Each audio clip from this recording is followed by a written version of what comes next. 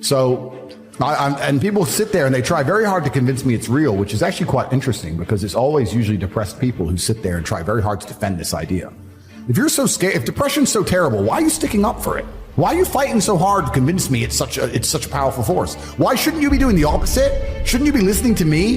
Whose team are you on? Like, do you want to be depressed? Like, it's insanity, these people who are so desperate to push this idea.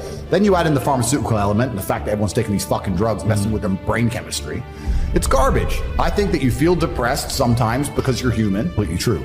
The best option, the best thing to do is still to get up, be an adult, control your emotions, be stoic, and do the things you're supposed to do day after day. Laying in bed and doing nothing is never going to be the best option. The best option is still to go to the gym, to work hard, to run your business, to be successful. So it doesn't matter. We're talking about the different positions on the chessboard. But if the rules of the game remain the same, regardless of the position you're still trying to win, you still have to do the same things. So does it even matter at this point? If you come along and say he's depressed because of X, and he's depressed because of Y, and he's depressed because of Z, and the answer to all of them is still the same thing, then I don't give a fuck why you're depressed.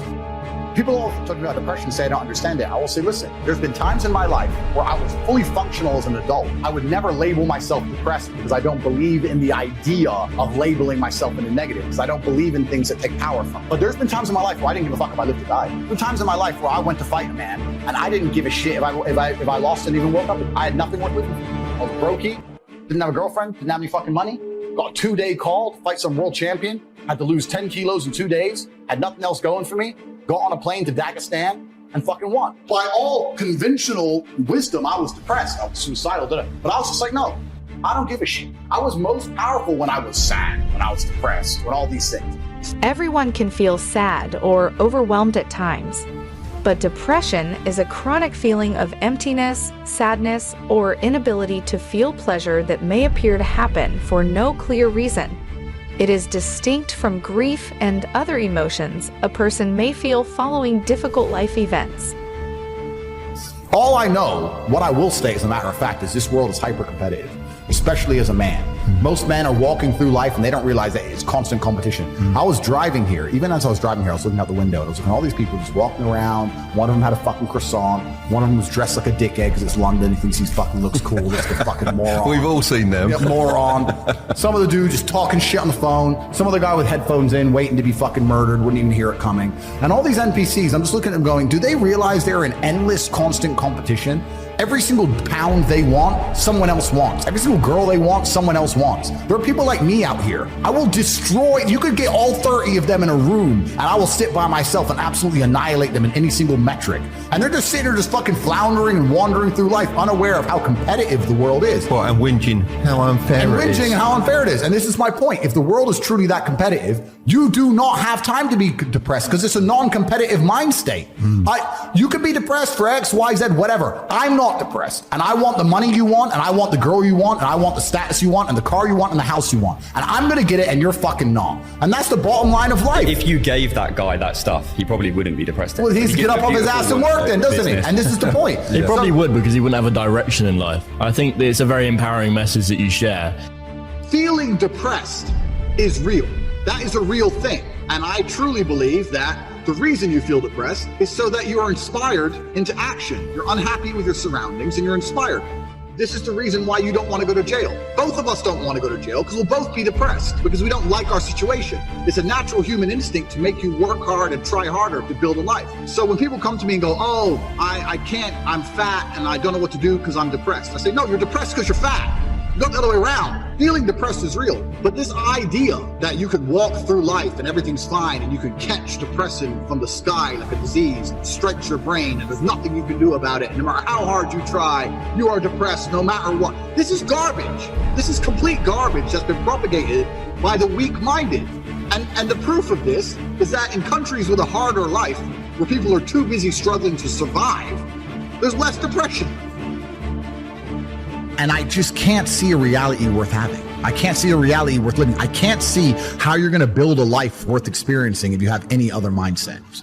I've never seen somebody massively succeed and they didn't believe in themselves, ever. I've never seen somebody who just allows life to happen to them and become blown off course by some sadness, end up doing massively monumental and important things. I've never seen it.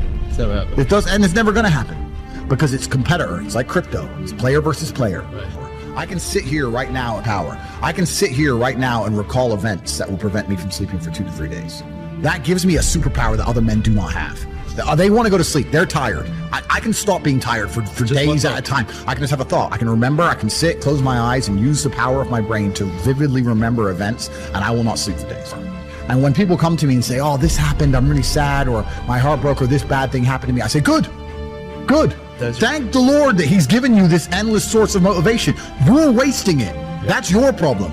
But it's been given to you. Nitrous oxide has been given to you. You just have to use it in the correct way. So I'm the luckiest man in the world because all the bad things that happened to me have given me all the building blocks to become the most fantastic man on the face of the planet. I watched a documentary about a girl. She was a German girl, and she was on a plane in Chile in the 70s that crashed. And she was the sole survivor in the jungle. She woke up next to her headless mother. She woke up, she walks around the jungle, she has a bad cut, cut gets infected.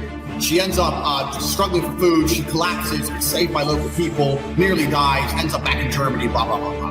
And they asked her in the interview, so how did you recover from this? You woke up next to your headless mother and you nearly died in the jungle, and now it turns out you're alive again, and you're back in Germany. What did you do? You know what her reply was? Well, I got a job because our family needed money. And they said, well, what about therapy? And then she goes, we didn't do those things back then. There's the proof it's all bullshit. She's been through more than anyone. Yeah, what I'm saying is you're playing a game, and it's a competitive game, and you need to build a mindset that allows you to be ultra competitive. And if you want to sit there and say, no, I want a non-competitive mindset, then fine. You know what you call people who do not win competitions?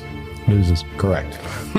Dad used to say when I came second, it was like second is the first loser. It's true, and it's just the bottom line of life. And it's kind of interesting because everyone pretends they give a fuck, but nobody does. Especially women. And I don't get attacked for women, but women truly don't give a fuck. If you ask a woman the kind of man she wants, she will never say depressed or sad. Ever. She wants a man who is ultra capable, ultra competent. I've literally had women say to me, you know why I love being around you? I'm like, what? I don't have to think. I'm like, what do you mean? Because I just turn up and we just walk in the hotel and staff do anything we want and the jet's just on the runway and we just land and I'm in this beautiful place and I don't even know where I am and I get to just turn my brain off and it's great.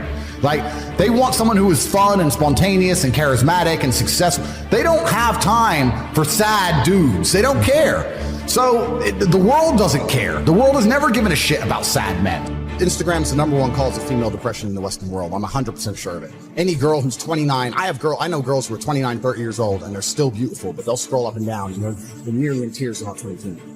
Like, literally, Instagram is that powerful for these women and they live on it. And so women, they got a ticking time clock, but as a man, you haven't got to be handsome.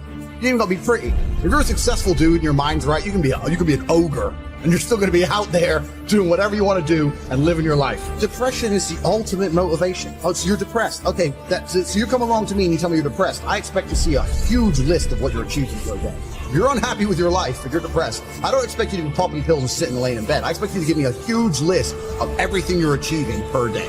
Depression's a fantastic motivation.